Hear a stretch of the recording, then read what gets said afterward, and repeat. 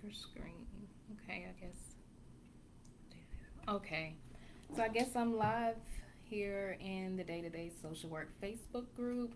I just wanted to come on here really and welcome all of the new people to the group. I know we have lots of new people to the Day to Day Social Work group, so I just wanted to come on here and welcome all the new people and just see if anybody had any questions about. I guess I need that light. See if anybody had any questions about day to day social work, about the exam, if there was anything that anybody wanted to talk about, if there were any updates that anybody wanted to give related to your job and coronavirus or related to your state and coronavirus, or just anything that anybody wanted to talk about because I haven't been on here um, to do a live in a while, and I haven't done any recordings since I did the race, current events, and social work video on the YouTube page, which was probably like 3 weeks ago now, or yeah, probably at the beginning of June. So just wanted to come in and check in and say welcome to everybody who is new to the group.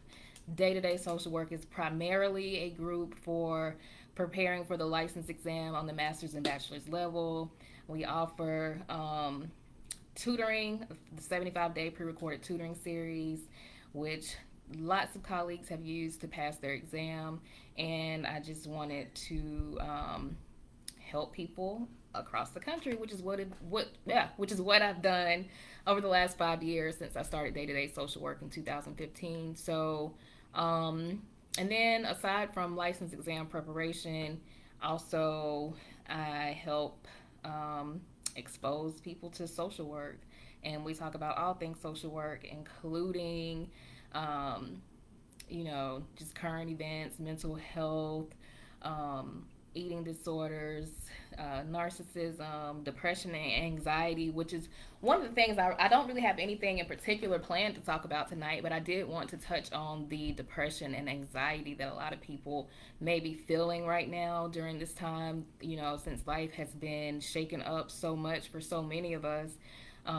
Life is a whole lot different than it was 6 months ago, 7 months ago. And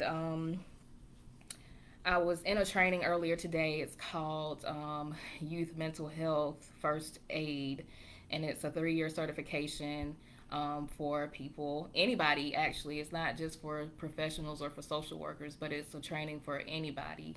And my job offers it, which I work for a hospital system, so it's a huge agency, but they offer it for people who work at the job, and then they also offer it to people in the community, which I think is really good because a lot of people, to me, that the course is a refresher because I know pretty much everything that she was talking about today. It's always good to get a refresher though, because there's always something new that you didn't know that you end up learning in those kind of trainings. But it's a 2-day training. We did it on Zoom from 9 until 12, but we talked about depression and anxiety, and she said that right now 1 in 3 people are experiencing anxiety and depression because of the coronavirus. Maybe not directly because they have it or somebody they know have it, but just because of everything that's happening around them. So it could be people are anxious or depressed because they've been on lockdown or because they can't go out like they used to, or maybe they're worried that they might catch the virus, and they might worry that they might infect other people in their families. People are isolating and not, they're not used to not being around people socially. So depression is ramping up, anxiety is ramping up as well. I know for me personally, I've never been more anxious in my life. And to me, I always kind of thought that I knew what anxiety was, and I always kind of thought that I knew what depression was, because it's like, okay, if you're depressed, you feel sad, you feel down. If you're anxious, then you just worry, you're jittery, but it's way much more than that. And my anxiety is not directly related to the coronavirus. It's just mine. I think it's more situational, dealing with things going on in my life at the current time. But mine hasn't been diagnosed, and mine is not debilitating. But I do get a glimpse of what some people may struggle with anxiety and depression. So I was saying earlier that it's kind of, I don't want to say neat, but it's kind of fascinating to learn about all of these signs and symptoms and disorders in the book. But then once we start living and we start practicing social work and seeing it in other, in our clients and in ourselves and in our family members, it's kind of neat, for a lack of a better word, to kind of see the things that we learn about manifest in real life. And so it's kind of different when you actually live it and experience it, or experience it through someone else that you know or are close to, versus just reading about it in a book. So it's just a lot going on. I see a few people online. If you could just let me know where you're watching from. And if anybody has any questions, like I said, about day-to-day social work, if anybody has any topics they want to discuss, whether, like I said, is related to coronavirus or related to current events. This will not be a political conversation, but just current events. I think it's good to talk about things. There was a young lady, or a woman, I won't call her a young lady, but there was a woman who posted in the group yesterday about her frustrations, and I was honored to see that this was a space that she felt safe in to express her frustrations with what's going on in the world right now.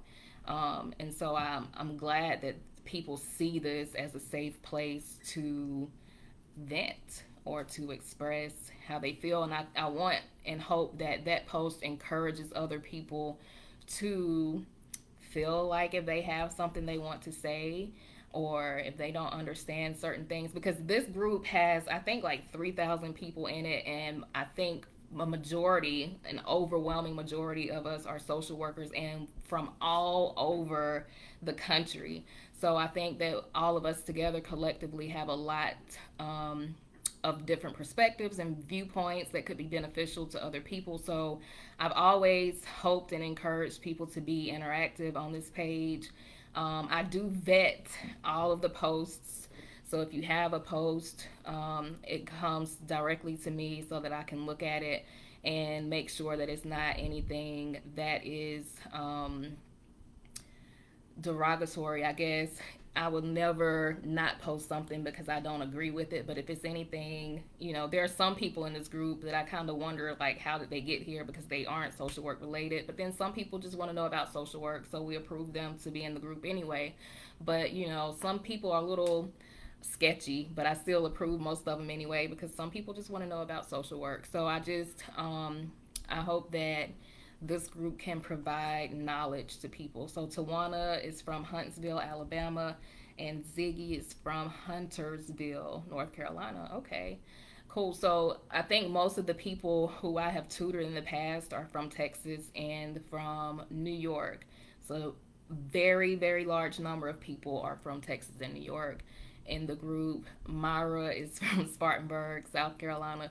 And if y'all have been following this page and day-to-day social work for a while, then y'all know that Myra is one of my best friends, and she's also an admin to the group. And she actually encouraged me to start the Facebook group, because I was like, I don't want to start a Facebook group because then I'm going to have to post stuff, and it's already hard enough to post on my own personal page and all that stuff. But I'm so glad that Myra did encourage me to start the Facebook group, because this is just another platform for to share resources and to prepare for the exam and to discuss social work. Myra is also an independently licensed clinical social worker, and she's doing private practice now. And it's been a while. Myra, I don't know if it's been a year yet or what, but Myra is definitely a go-getter. I'm always praising Myra because I definitely admire her and her as a social worker and the work that she does. Myra has a lot of experience in a lot of different areas of social work. So one thing that I do kind of want to start doing is featuring some of you all. Like I said, the last video that I made was about race, current events, and social work, and that was right after the murder of George Floyd. And so these are the things that I think about. I started thinking to myself, like, at first I wasn't gonna make a video, but then somebody asked me to make a video, and then I'm like, thinking, are people going to expect me to make videos about all issues? And so I kind of was like, hey, maybe I'm going to start feeling guilty because I don't make a specific video addressing all of the social injustices and all of the social issues. But then I realized that that is not my burden to bear, and that some people are better equipped to address certain issues, and that's why we have all these different social workers. So you might have an area of expertise, or you might be culturally aware slash culturally competent on a group of people that I might not have the knowledge on. And so I would definitely like to collaborate with some of you all to get you to come on and talk, or either make a video to post to the YouTube channel about whatever it is. Now, I don't want to just make tons of videos of just people randomly talking about stuff, but I think that there are definitely a lot of other social injustices happening in the world.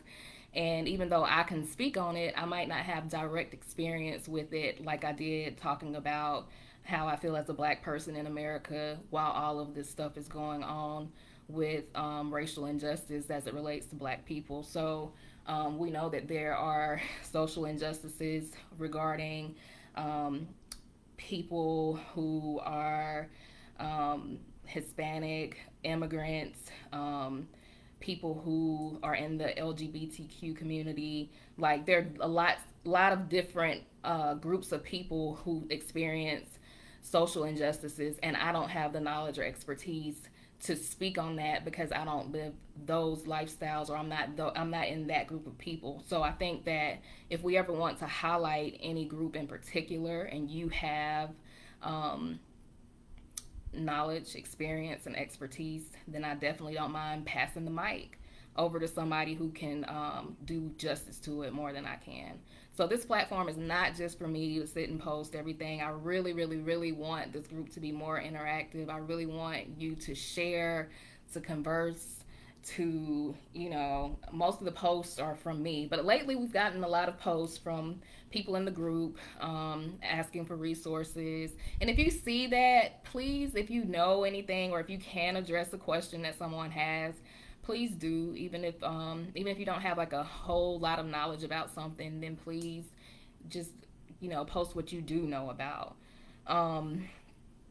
Any questions or anything while I decide what else I might want to talk about before I get off of here. I see a few other people on, but no, I don't think that everybody has told me where they're from, unless I'm not able to see it because I haven't scrolled down. Let's see. Myra says, I love you too, Myra. Ashley Jelks is saying, hey, from Birmingham, Alabama. Okay. So yeah, I just wanted to come on and welcome everybody to the group, and just, open the floor for conversation in case there was anything that anybody wanted to talk about. If you haven't already subscribed to the Day-to-Day Social Work YouTube channel, please go on there and subscribe, browse around. There are tons of videos on content to help you prepare for the exam. There are tutoring testimonials on the Day-to-Day Social Work YouTube channel. There are 29 Sunday socials. Sunday socials are when I get on here on a Sunday night and do a live and just talk about different social work topics. Those Sunday social videos are a little long because they are lives and they go into detail about certain things, but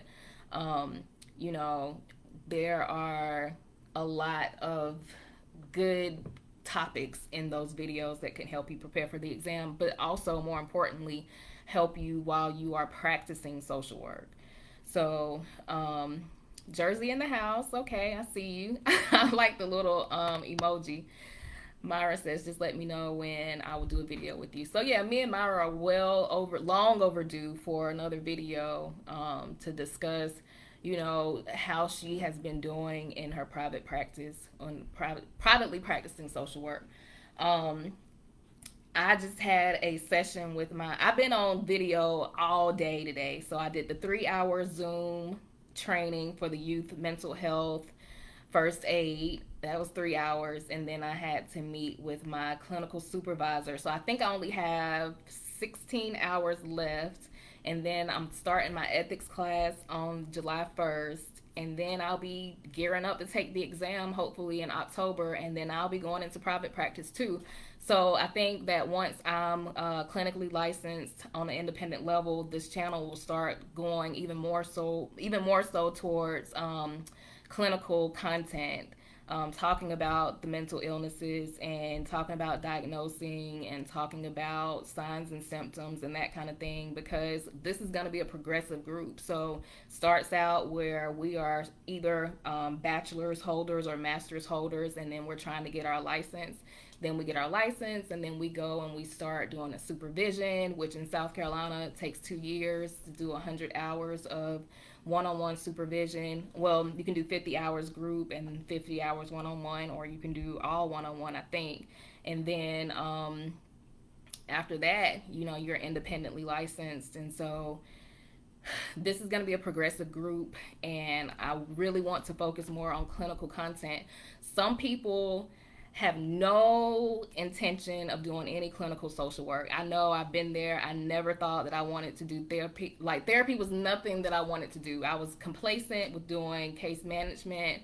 That was my comfort level. It's crisis intervention. I was helping people reach their goals and that kind of thing. And so then I started working at my current job, where I work with in a medical setting, mostly with endocrinology, pediatric endocrinology, patients with type 1 diabetes and other developmental delays.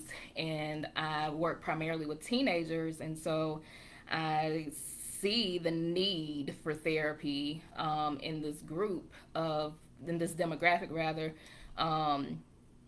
Just the need is so great. I never really knew that so many teenagers were struggling with depression and anxiety and suicidality, like just a lot of different things, until I started in this role. And I'm like, I can do more. I can use my knowledge and my experience and do more. And so that's when I was like, I gotta stop procrastinating.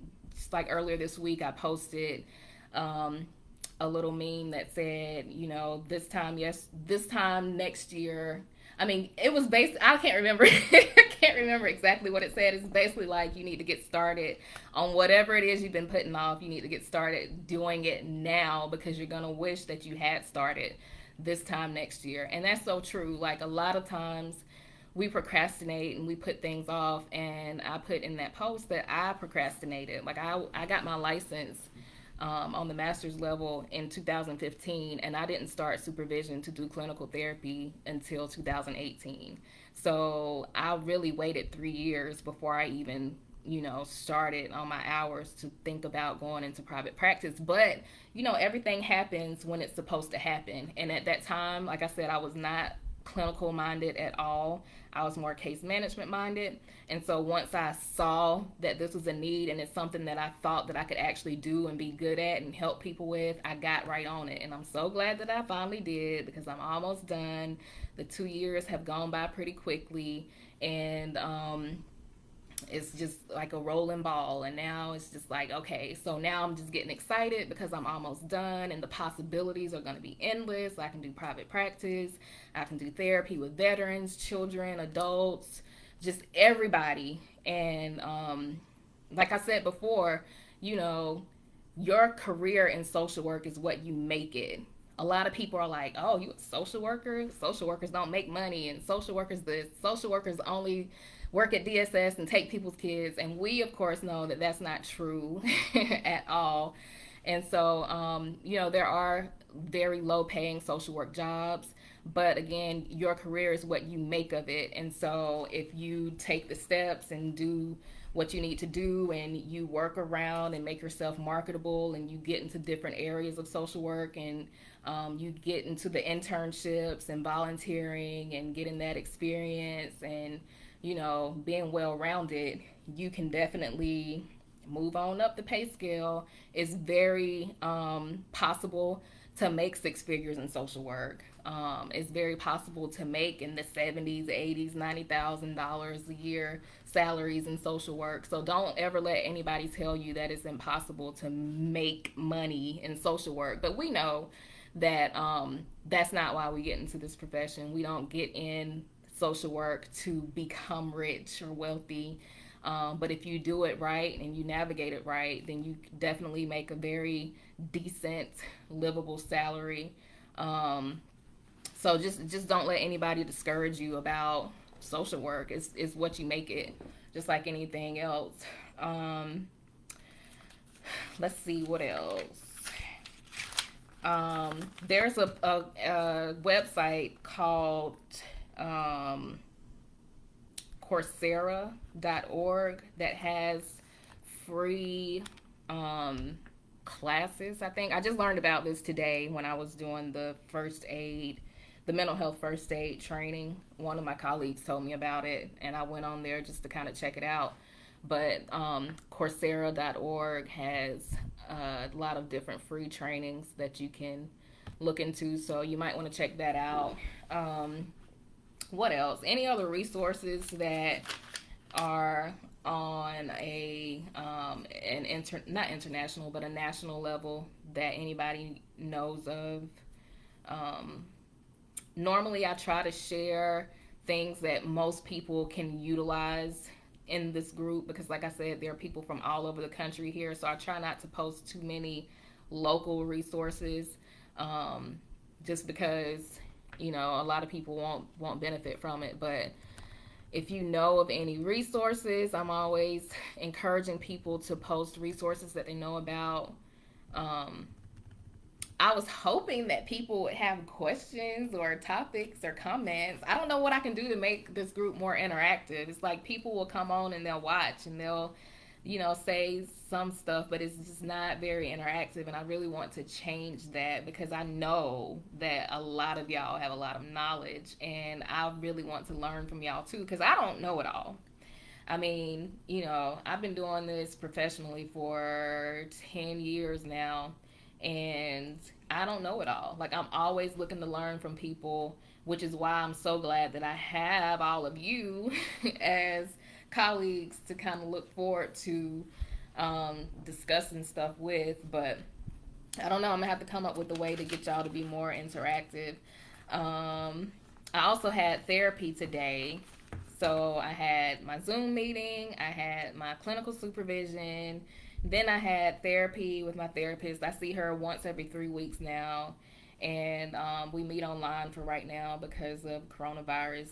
But of course, I'm always advocating for people to go into therapy, especially if you want to be a therapist. I think that it's really good for us to go and deal with our stuff.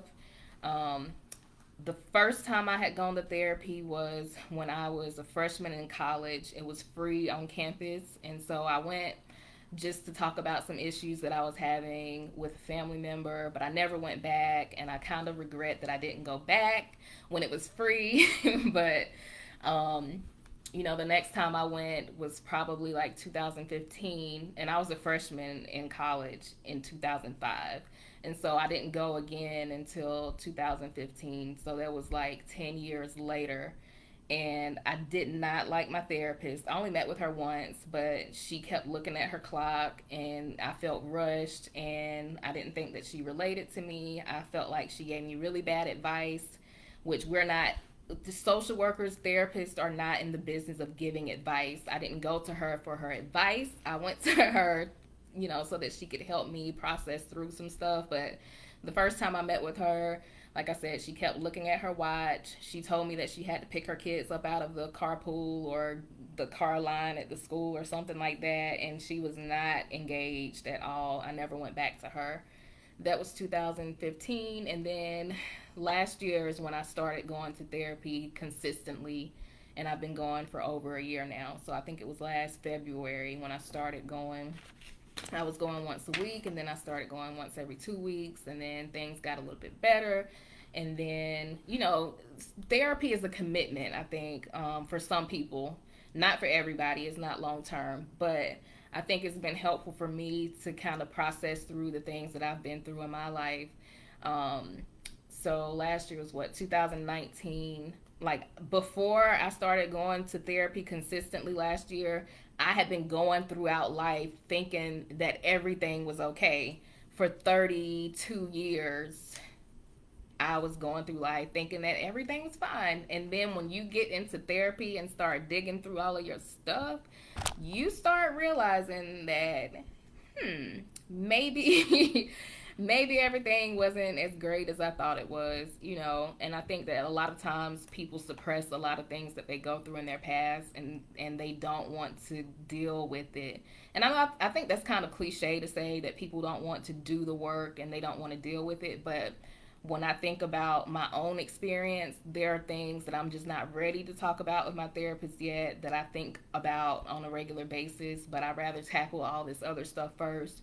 So I think it's just really good to have a neutral party to process your stuff with. And I think we all have stuff. And I think that most people who are social workers become social workers because they have stuff. I don't ever recall growing up saying I wanted to be a social worker. I think that I don't think most people just say I want to be a social worker when they're like 10 or 12. I thought I was going to be a pediatrician. I wanted to be a lawyer. There was a few different things that I wanted to be when I was younger. But then, hey, social work came knocking on my door, called me, and I answered. So here I am. But I think that most of us have a story as to why we decided on social work. And I don't see this as a job at all. I don't know what else I would be doing if I wasn't a social worker. I don't know what else I could put my talents towards, what else I could put my experiences towards. And I think that a lot of things that happen to us, they don't happen for us. They happen for other people. Like the things that we go through, we don't go through it for ourselves. We go through it so that we can help the next person. It's a cycle. So I think that the things that I went through in my life, I went through them and I'm resilient, and I came out stronger and better, and I'm working through it now because I was placed in this position as a social worker to reach back and help somebody else. And so I think that what I want day-to-day social work to continue to be is an ethical place, a safe place for people, a place full of resources. I just want people to have a good idea of what social work is when they think about day-to-day social work. I don't want people to think about social work in a negative manner. I don't want people to think about social workers as working at DSS and taking people's kids, even though some social workers do work in social services, and it's great work that they do. And I'm so glad that we have people in social services because it's needed. Like actual social workers who are trained and educated and credentialed should be in those positions making those decisions when it comes to family preservation and kinship and foster care and all that kind of stuff. So I think that it's great that we do have social workers in that area of the field, but I think that it'll help to reduce the negative stigma that we have as social workers, because some people that work at DSS are not social workers, and so I think it's good that we can kind of combat that stigma. What else? So I think a lot of people have been talking about how there are talks about putting social workers in police departments to kind of help with community policing and help officers respond to calls that are mental illness related. And I think that's a really good thing. If you're new here, you might not know that I used to work at a police department as a victim advocate. I kind of got into that position because I wanted to do forensic interviewing, because I did my internship at a child advocacy center and I really liked forensic interviewing. And so I was strategically planning to work at the police department as a victim advocate with hopes of moving around and doing some forensic interviewing, but that never happened. Ended up leaving the police department because there was no room for advancement. Everybody saw the victim advocates as being the lowest on the totem pole, and I just didn't feel like that was it for me. So I did leave the police department, but the police department was the coolest job I ever had. It was so neat to see how things work behind the scenes and stuff. And I think it's a really good idea to have social workers work within the police department to assist with calls. And actually, when I was there, I did kind of do some community social work. I did help them develop a domestic violence resource manual. I helped them come up with a domestic violence assessment, and we actually would go out. Well, we were supposed to have gone out. We only went to maybe two houses. The place that I worked at, they just were not consistent with things related to social work being involved with communities. But you know, we I made the assessment, helped come up with the assessment, and let them know the kinds of questions that they needed to ask. And then we would go to the home with an officer and check in on the victim and do an even further assessment and see, you know, if they needed any more resources, if they needed assistance with leaving and that kind of thing. And I think that, you know, right now where I am in my career, I don't want to go out into people's homes and stuff anymore. I've done my share of home visits and working in the homes. But some people love that. Some people love going to people's houses and being right in the thick of it. But I've done my time out deep into the trenches like that. I've done that for at least 5 years of my 10-year career. So I'm personally done with going to houses if I can help it. But, you know, I think it's really great to have social workers out there on the scene helping people who are not trained to realize that, hey, this person is experiencing mania right now. They're not just, you know, not listening to you because clearly they're showing signs of psychosis. Like, you know, these are things that we are trained to recognize and to see that some officers may not be trained to see and recognize.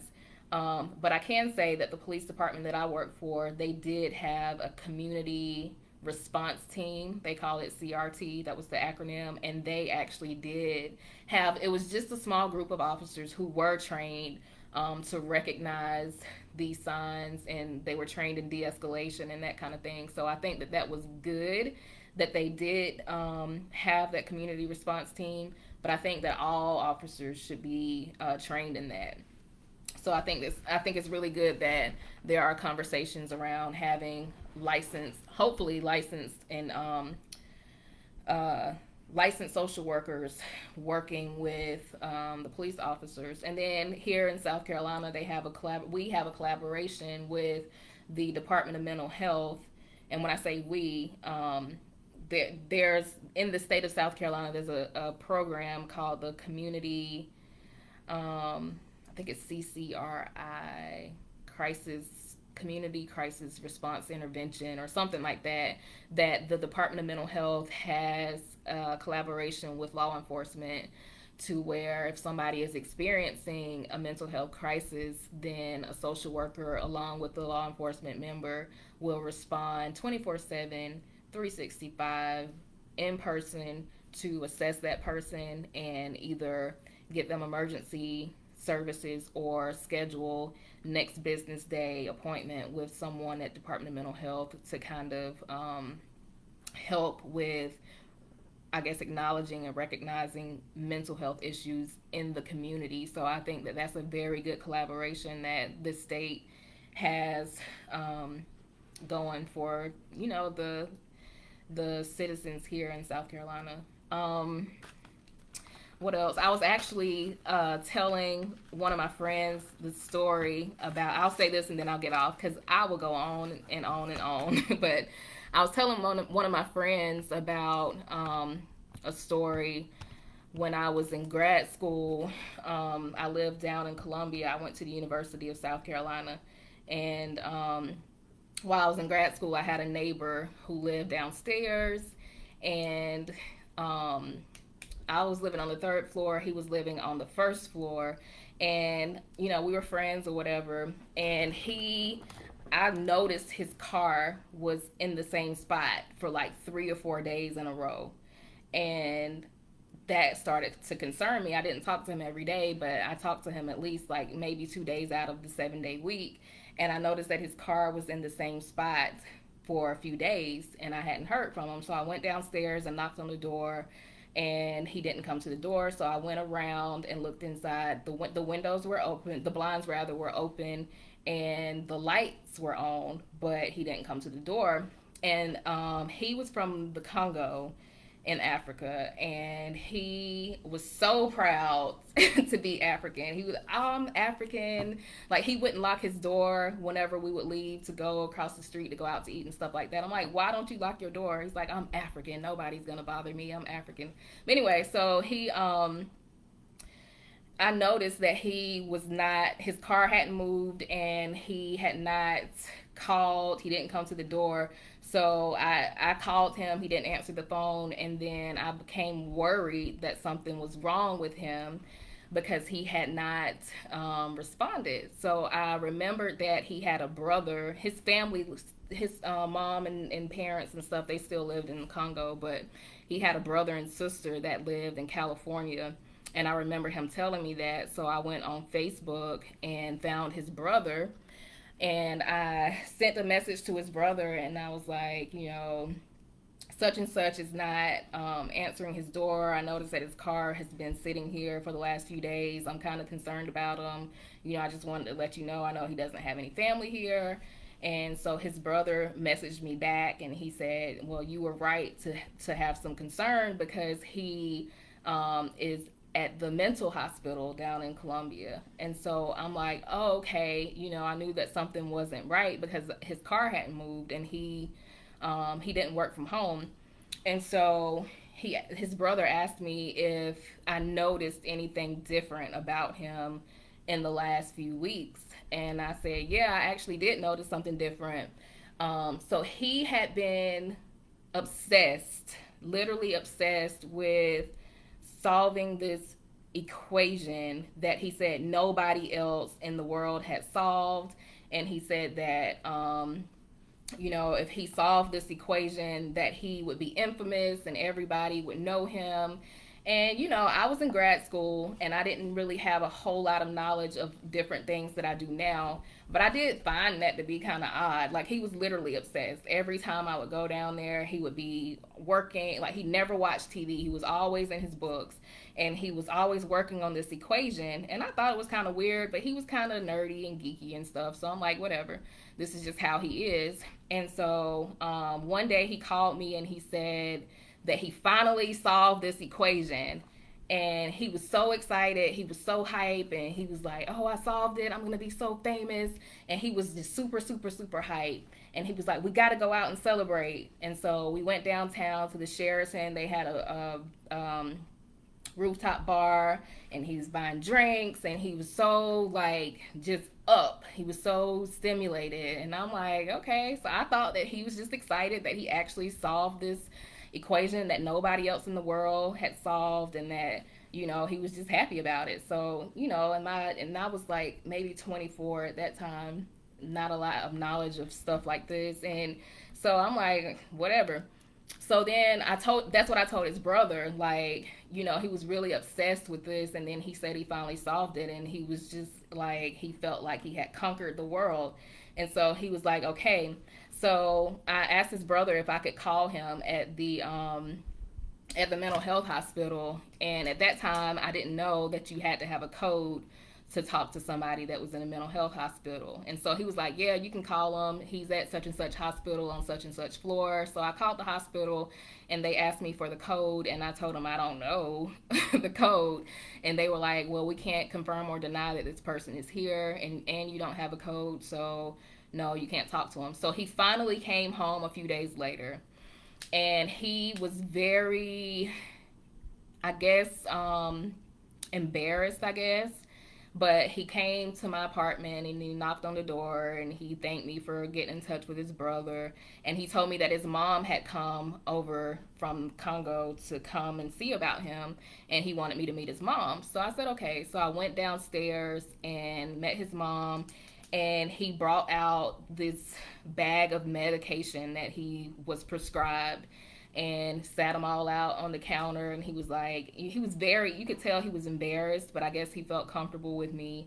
And he was like, so I have to take these medications now. And I'm like, okay, I didn't make it awkward or anything for him. I'm like, okay.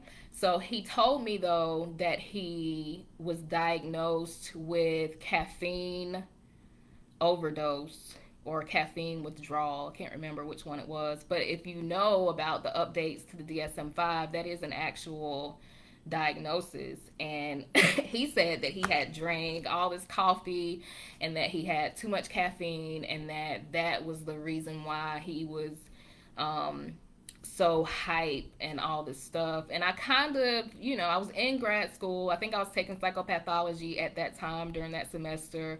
And I was just now learning about mania and that kind of thing. And so I was like, I don't know if I believe that this is what he's been diagnosed with.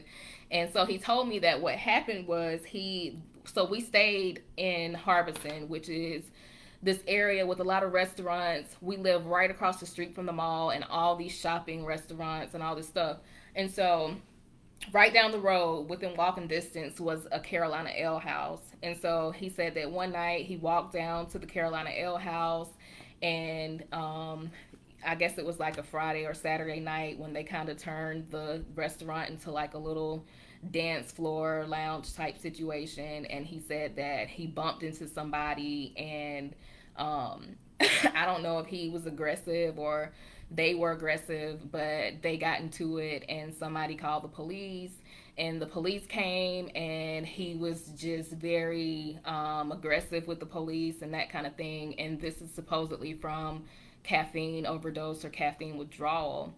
And so in my mind, I don't know if he was actually telling the truth, which he could have been, or if he just said that so that he wouldn't be embarrassed. But then I'm like, who just thinks to say that they were diagnosed with a caffeine overdose or caffeine withdrawal? But to me, I feel like that he had maybe a psychotic break, and he was in experiencing mania.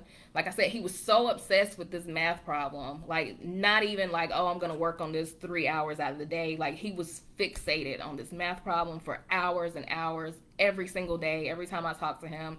And then he finally solved it, and all of a sudden he's on top of the world, and nobody can pull him down and nobody can stop him, and let's go on to the rooftop and buy drinks and all drinks on me. Like it was like elevated. And to me that was mania. And and I'm not in any shape to diagnose him, of course, but it just made me wonder, like, and plus, why would you have to take all of this medication for a caffeine overdose or caffeine withdrawal? So I don't know if I actually believe that. Not saying that anybody has anything to prove to me, but to me it didn't sound like a caffeine overdose or withdrawal. It sounded like mania to me, with everything, taking everything into consideration, with the obsession over this math problem, going down to the L house and being aggressive with people bumping into you, having all of this additional aggression with the police when they got there, and having a social worker on site in a situation like that. Not saying that you could really determine whether or not somebody is experiencing mania versus just being aggressive because they're, I guess, overdosed on caffeine. But like, I think that we are trained to see things a little bit differently. So I think you would probably see a difference between somebody being aggressive for no reason because he hadn't been drinking, he didn't drink, versus somebody who's going through mania. And of course I had this additional knowledge that other people didn't have because he was just in a public place, going to enjoy the evening or whatever. But that's the kind of thing where, and the police didn't do anything to him. They handled him aggressively, though. He did tell me that, and that was because he was being aggressive. So I think, in some instances there are times where aggression is met with aggression, but they didn't tase him, they didn't shoot him or anything like that. But he did say that he was resisting, and it's because of his mental state. And so I think it's important, just from that example, also to have people who are trained in this kind of thing to kind of look at things with a different eye and to be able to see,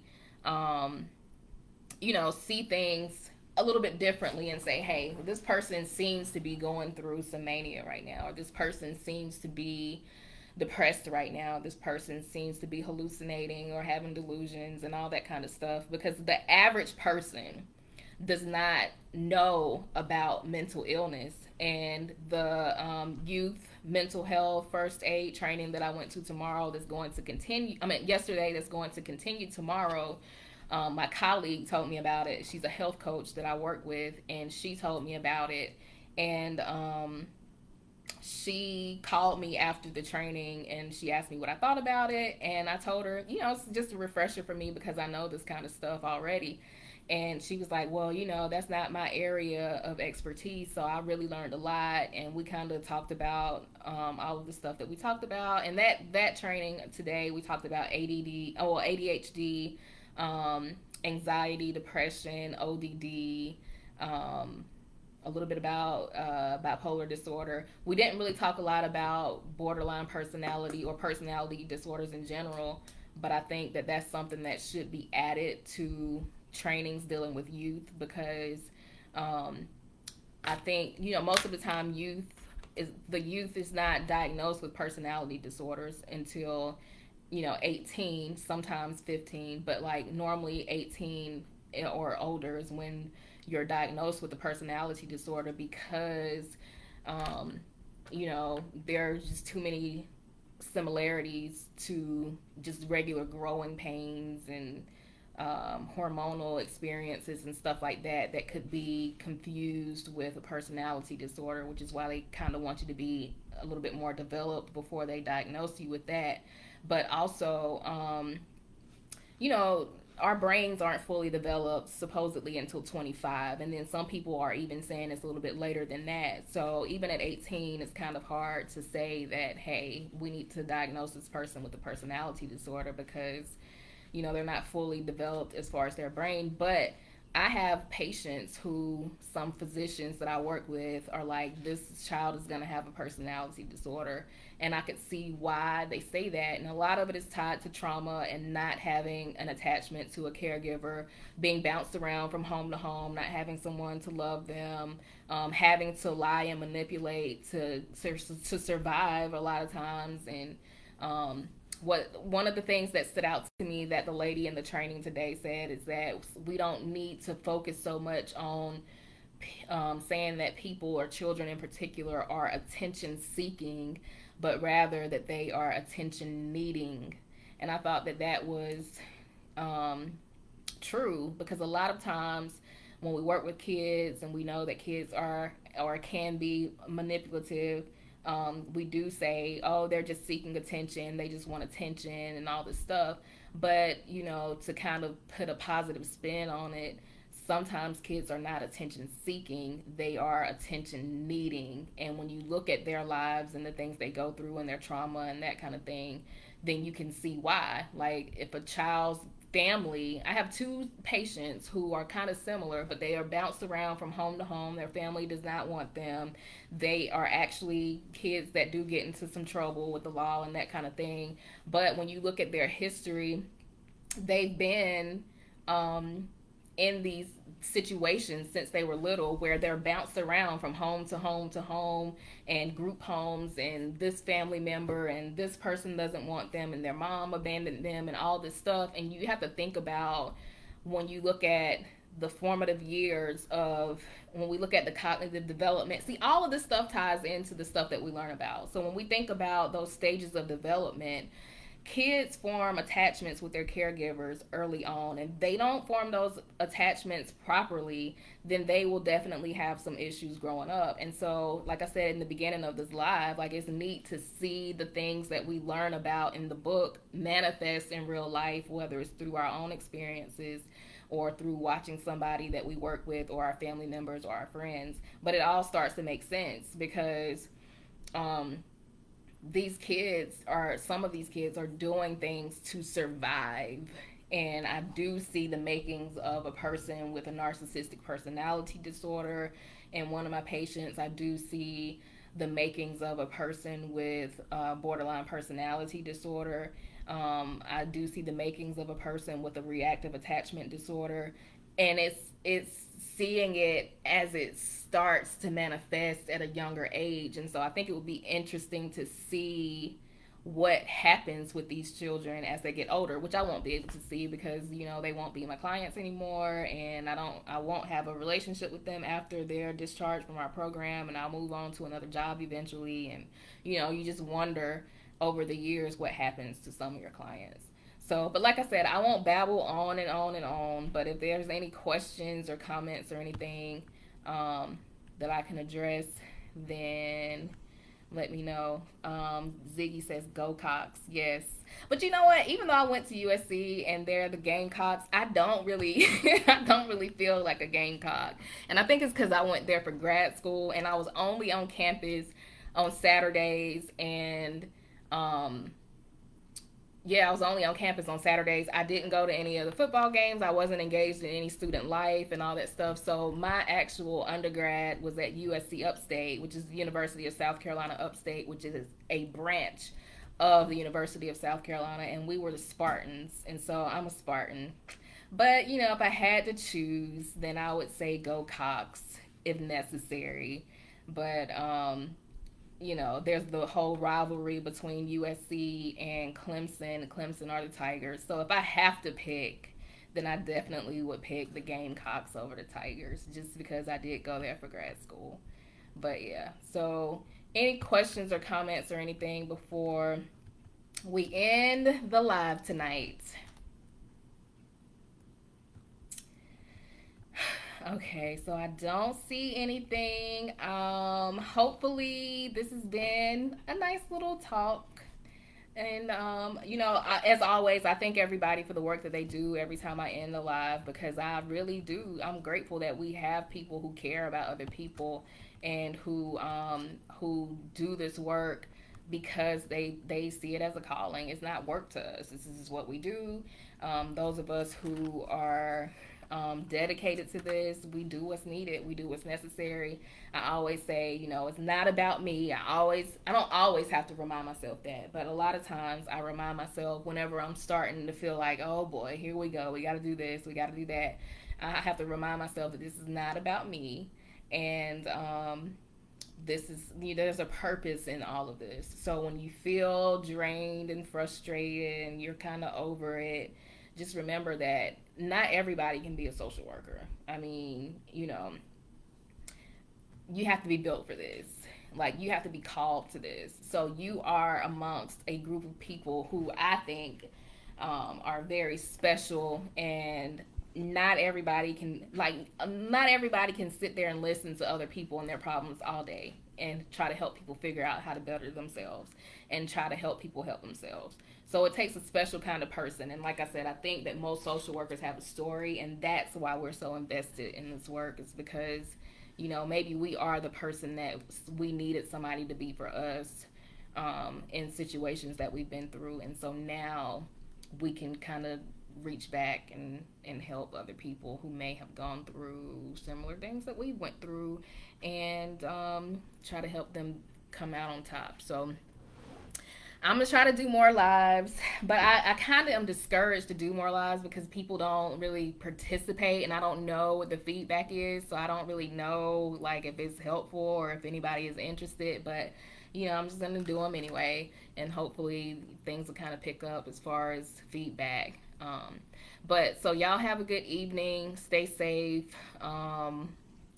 You know, continue to do the work that you do. And if you're just now joining, this will be posted on the day-to-day social work Facebook page, and then I'm also hopefully going to be able to download it and put it on the YouTube channel as well. So have a good evening.